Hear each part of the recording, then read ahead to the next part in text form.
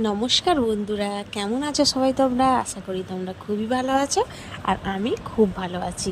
আর আমার মুখে হাসি দেখতে পাচ্ছ, সবাই হাসি দেখে নিশ্চয়ই বুঝতে পারছো যে আমি ভালো আছি এবং মনও ভালো আছে।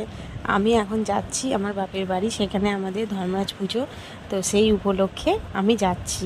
বেশি দিনের জন্য না হলেও 2-3 দিনের জন্য অবশ্যই যাচ্ছি। তো সেখানে গিয়ে সব পুরনো বান্ধবীদের সাথে, বন্ধুদের সাথে দেখা হবে, সব আত্মীয়দের সাথেও দেখা হবে, মনটা অনেকটাই ভালো লাগবে। তো চলে এলাম আমি বাড়ি। তো এই যে আমি বসে বসে বাবার সাথে গল্প করছি, আর এইদিকে কীর্তন এসেছে, চলো দেখাই একটুখানি।